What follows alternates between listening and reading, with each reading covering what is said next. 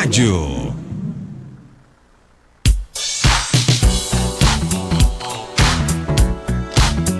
Dando sequência aqui ao nosso quadro Check-up no rádio, vamos receber agora o médico veterinário Robson Góes para falar de um tema, uma novidade, né? Eu desconheço, inclusive, muitas coisas sobre esse tema.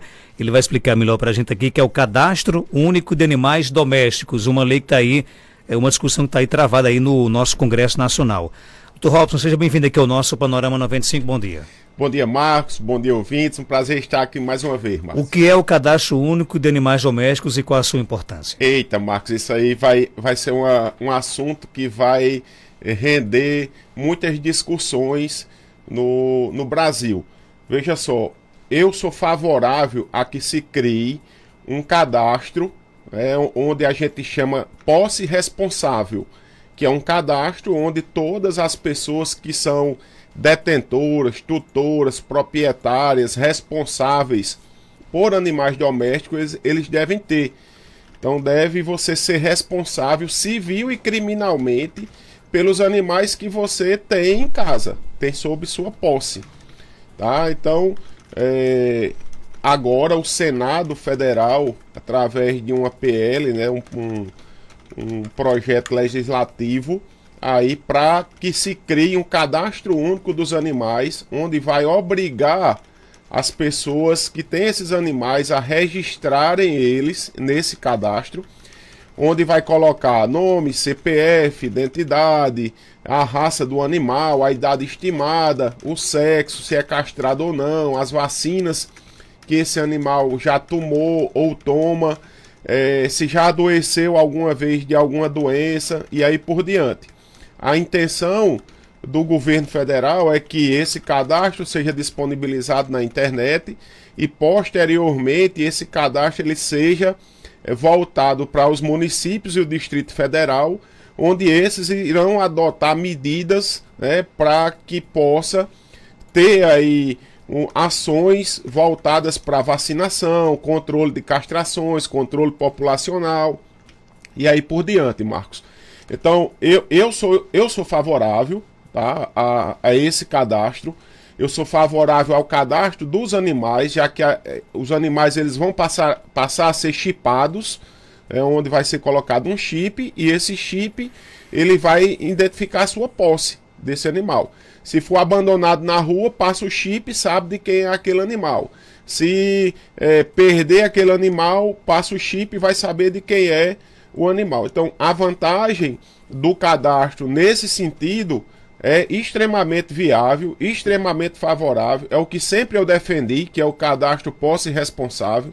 Agora, várias pessoas estão questionando, achando que a intenção do governo é como hoje existe na Europa, né, que é taxar com impostos as pessoas que criem esses animais. Aí, para mim, aí já é outra situação.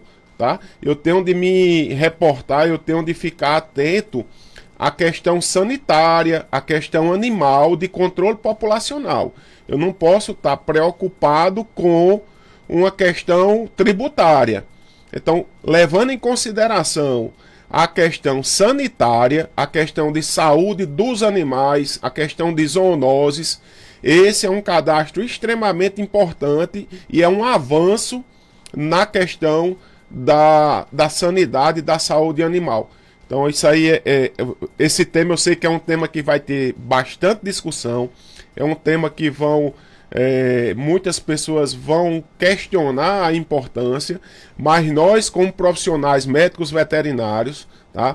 O Conselho de Veterinária, o Conselho Regional, o Conselho Federal, as associações de veterinários, os profissionais médicos veterinários, eles com certeza eles apoiam esse cadastro, porque esse cadastro ele vem para regulamentar muitas ações, focar muitas ações governamentais quanto a controle de leishmaniose, de esporotricose, de calazar, né, de leishmaniose, de tantas outras doenças que são hoje aí espalhadas pelo Brasil, que a gente infelizmente não tem um controle, nem tampouco a gente tem uma ideia de qual ação deve ser tomada por parte do governo.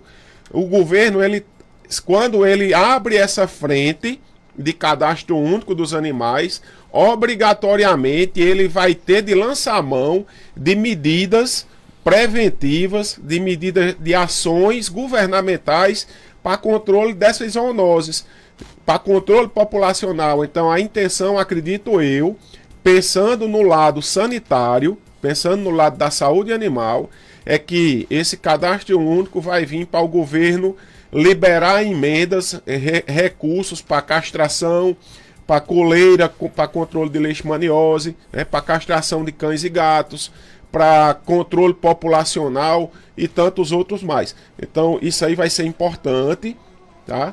Não levando em consideração a questão tributária, que é como ocorre hoje, principalmente na Europa, onde já se taxa, já se cobra taxas por você ter um cão ou ter um gato dentro do seu domicílio. Agora, claro que está em discussão no Congresso, mas quais os principais dados dos animais precisariam estar nesse cadastro? Aí, além de você fazer o seu cadastro, você vai ter de colocar seu nome, endereço, CPF, identidade, como responsável pela posse. Porque ao final você vai assinar dizendo que você é responsável civil e criminalmente por aquele animal. E, consequentemente, se acontecer algum problema com ele, você cai na lei sanção. Ou então cai na lei que previne maus tratos aos animais. Aí, isso aí também é importante, Marcos. O restante dos cadastros do animal vai ser a raça, a espécie, o sexo, se é castrado ou não, se já adoeceu, vacinas que toma, e aí por diante. A idade aproximada, isso daí vai ser importantíssimo, porque as políticas públicas elas passam justamente de ter um cadastro desses animais.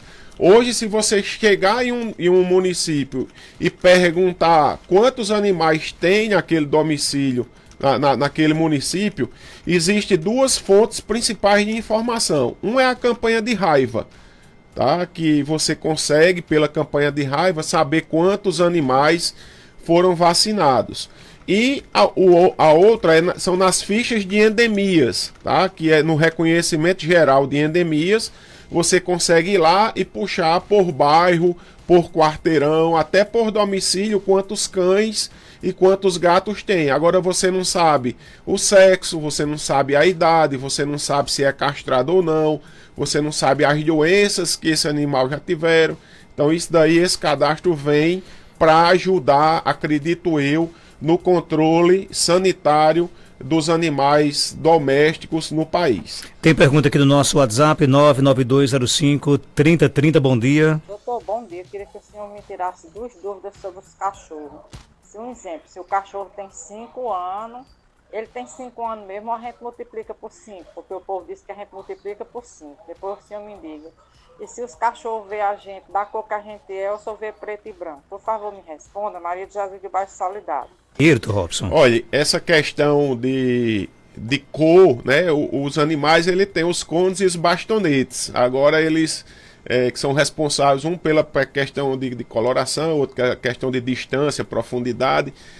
Mas ele não enxerga todas as cores que a gente enxerga, mas ele não enxerga preto e branco não, tá? A outra questão se multiplica por 5. Cachorro com 5 anos, ele tem 5 anos. Você não queira comparar a idade de animal com ser humano, não.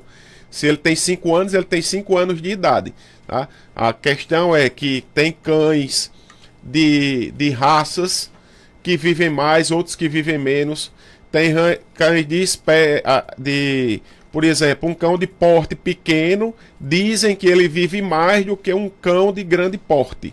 Então isso daí existe, porém não queira multiplicar idade animal para comparar com idade humana, que isso daí não vai funcionar não. Parar com esse negócio de querer humanizar, adiantar, né? Aumentar. O que é que a gente quer, Marcos? Muitas vezes se quer humanizar os animais. Então se eu tenho um cachorro de 10 anos de idade, eu quero comparar que ele tem, por exemplo, 50 anos de idade de uma pessoa humana, tá? Isso daí é um pouco falho. Em virtude de hoje, você tem uma ideia, tem hoje pessoas que vivem 100 anos, 100 e poucos anos, tá? a média brasileira hoje subiu. Antigamente uma pessoa quando chegava com 50 anos de idade era uma pessoa extremamente idosa. Hoje em dia uma pessoa com 52 anos de idade, como a gente fala no interior, está na flor da idade. Então você não tem mais como comparar essa questão de idade, nem de ser humano, quanto mais de animal. Como é que o cadastro ele vai facilitar o trabalho dos profissionais de saúde animal, como veterinários e cuidadores? Vai sim, principalmente os profissionais que trabalham na saúde pública, que são os profissionais que, Marcos, hoje a gente tem de entender que chama-se hoje saúde única, tá? Por que saúde única? Porque hoje os profissionais médicos veterinários eles também já estão sendo introduzidos nos programas de saúde da família, em virtude do aumento do número de animais intradomiciliares, né? Em virtude de várias zoonoses que são doenças transmitidas dos animais para os seres humanos ou dos seres humanos para os animais, que consequentemente passa pela questão de saúde do ser humano. É importantíssimo que esses profissionais eles saibam quais as ações devem ser tomadas no seu território, na área onde ele atua, tanto na parte de prevenção, né, de controle de doenças aí, campanhas de vacinação antirrábica, campanhas de leishmaniose, como já citei anteriormente, mas também importante em saber quais as outras ações o município deve adotar. Aí se fala muito hoje em abandono animal. Nós estamos no mês de dezembro, no mês de prevenção ao abandono dos animais. E quando você passa a ter um controle de saber quantos animais tem, quem são os responsáveis por esses animais, o abandono diminui. Porque eu simplesmente não vou pegar meu cachorro e meu gato que eu não quero mais e soltar na rua, porque aquele animal está cadastrado. Aquele animal está chipado, então se alguém pegar ele na rua vai identificar quem é o dono. E isso aí hoje as leis são bastante rígidas para a questão de punição animal. Fica aí a questão, é importantíssimo esse cadastro, volto a dizer, é importantíssimo esse cadastro para a saúde animal e para a saúde humana. Eu não estou levando em consideração aqui a questão tributária que se porventura um dia forem adotar. Outra pergunta aqui que o ouvinte faz aqui no nosso WhatsApp é com relação a essa questão do se o cadastro ele poderá ajudar a combater o abandono de animais. Com certeza, porque... De que maneira, por exemplo? Porque esses animais eles vão ser cadastrados e eles vão ser chipados, Marcos. A tendência é que bote um chip nesse animal e que ao encontrar esse animal da rua eu passo um leitor e o leitor vai dizer nesse chip quem é o dono, o endereço, o telefone, a idade desse animal, o nome e aí por diante. Quando esse animal for pego na rua e ele é caracterizado como abandono animal, consequentemente esse abandono ele vai ser punível pela lei, que dá uma pena de até 5 anos de prisão. Então isso daí vem a favorecer a questão de abandono animal, vem a favorecer a questão de políticas públicas voltadas aos animais, tá? Eu não quero levar em consideração, volto a dizer, a questão tributária, se forem tributar os donos dos animais. Eu tenho de me reportar a questão sanitária e de saúde animal. Isso aí é o que para mim importa. O ouvinte pergunta aqui no nosso WhatsApp, ele disse que vai se preparar para passar o veraneio e Natal, né? E quer saber quais os cuidados que deve ter com relação ao animal que ele quer levar, não quer deixar aqui na casa dele não, sozinho. Primeira coisa que você tem que fazer é procurar um médico veterinário para fazer todos os exames do seu animal, que seja exame clínico, hemograma, exames bioquímicos, para saber se a saúde dele está em dia. Depois você colocar as vacinas em dia dos seus animais, do seu animal. Ver se a vacinação contra sinomose, parvovirose, leptospirose e outras doenças estão em dia. Se as vacinas estiverem em dia, você fazer a vermifugação do seu animal. Dar um remedinho de verme a ele e dar um comprimido, né, ou aplicar alguma medicação que proteja contra carrapato durante o período que esse animal estiver na praia. Já que ele vai ou para outro ambiente, que pode nesse ambiente onde ele ir ter carrapato e ele se contaminar lá, se parasitar lá com esse ectoparasita. Então se você fizer esses cuidados, você vai ter um veraneio com certeza com bastante sucesso. Voltando a essa questão do cadastro, os dados serão protegidos? Aí é onde está, Marcos. O governo diz que o cadastro ficará disponível na internet. Ele não fala se essa disponibilidade ela vai ser para o público em geral ou se ela vai ser simplesmente para os profissionais de saúde ou para os profissionais, para os municípios e Distrito Federal. Ele não diz se esse cadastro ele será protegido ou se ele terá acesso, né, pelo cidadão comum. Acredito eu que por ter dados sigilosos quanto à questão de CPF, identidade, esse cadastro ele seja restrito como cadastro único do SUS, né, que é restrito para os profissionais e restrito para os órgãos públicos. Doutor Robson, quantos meses posso dar a vacina da minha cadela depois que ela pariu? Se for, Marcos, a gente tem de entender vacina como uma vacina que vai proteger contra doenças como sinomose, raiva. Se for isso daí, você pode dar uma semana após o parto, que ela provavelmente ela já deve ter aí passado o período de estresse dela. Teria como vacinar. E vai ajudar também na questão de anticorpos para os filhotes.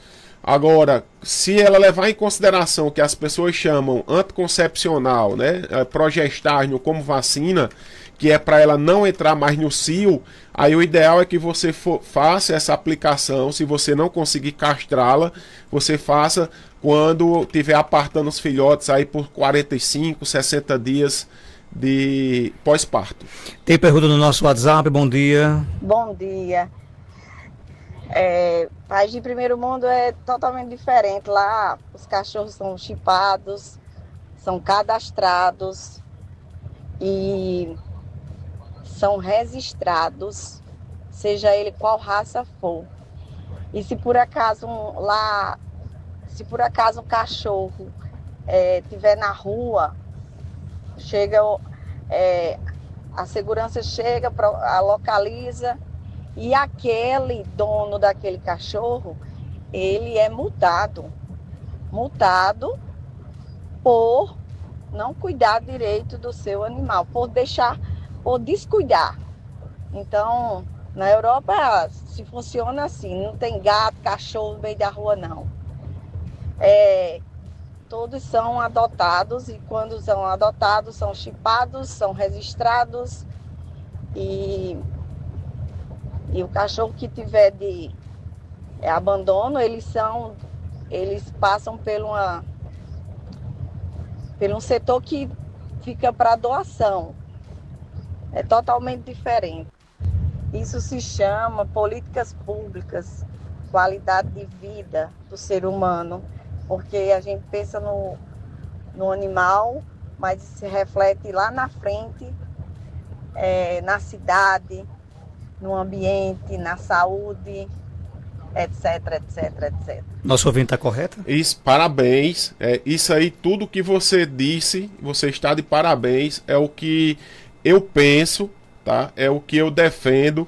Muitas vezes um tema desse, Marcos, é um tema de difícil abordagem, porque as pessoas não querem desgostar. Eu acredito que aqui eu não tenho 100% da razão.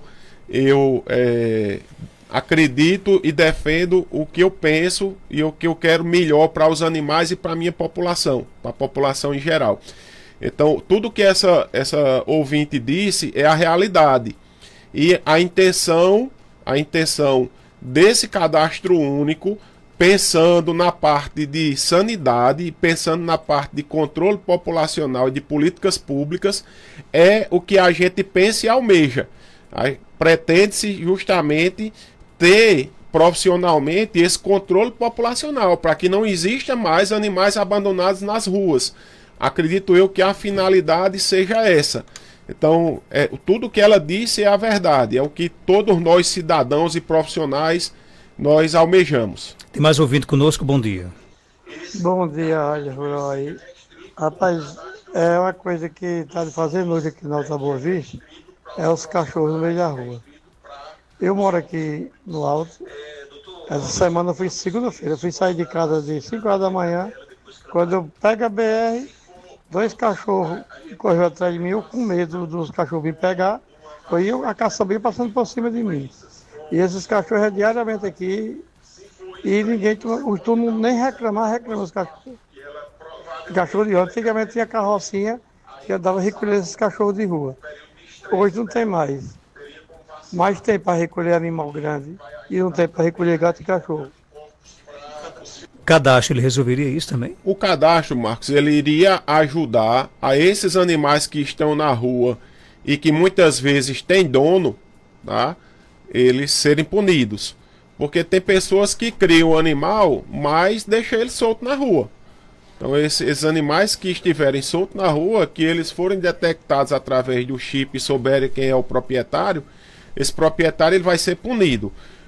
Uma coisa, Marcos, que é até importante aproveitar esse momento para a gente falar, a questão, ele cita aí a questão da carrocinha, tá? A carrocinha, ela teoricamente ela foi proibida, tá? Entre aspas, a gente tem até de levantar as aspas, porque não se pode mais capturar animal e destinar ele para eutanásia simplesmente por destinar.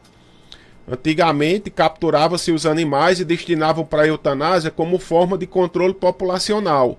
Esperava-se 72 horas, se não tivesse proprietário, destinava para a eutanásia. Então hoje a eutanásia ela é restrita ao médico veterinário, onde ele autoriza ou não a eutanásia se esse animal, por exemplo, se ele causar risco para a saúde pública quanto a mordedura, for um cão que morde, né, que morde pessoas, ele pode destinar para a eutanásia. Se for um cão que tenha sintomatologia clínica, né, de alguma doença transmissível, ele pode destinar para a eutanásia. Se for um animal que tenha doença que não tenha cura, como leishmaniose, ele pode destinar para a eutanásia. Se for um animal que tenha doença terminal, comprovadamente, ele pode destinar para a eutanásia. Então, hoje a eutanásia ela ficou restrita a critério do médico veterinário responsável pelo Centro de Controle de Zoonoses. Ele não tem mais aquela liberdade de capturar um animal e fazer eutanásia por fazer para controle populacional ou porque não tem dono.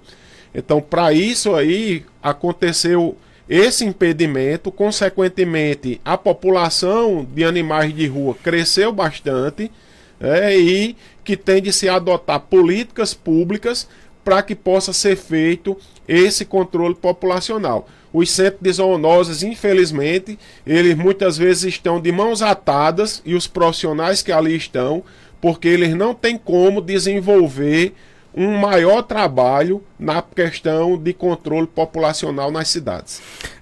Dr. Robson Góes, ele é médico veterinário, está na Clínica Veteripet, na Rua Augusto Monteiro, 569, Centro de Caicó. Telefones 3421-1263, WhatsApp 849-9962-1907, o Instagram, @Veteripet. Obrigado pela sua participação. Obrigado, Marcos. Agradecer às pessoas que nos seguem no Instagram. Estamos aí para trazer informação, tirar dúvidas, né? E aqui dizer que essa minha opinião aqui é a minha opinião como profissional. E aceito, né, todas as pessoas que discordam da minha opinião. E um bom final de semana a todos. E a gente volta já já após o nosso intervalo.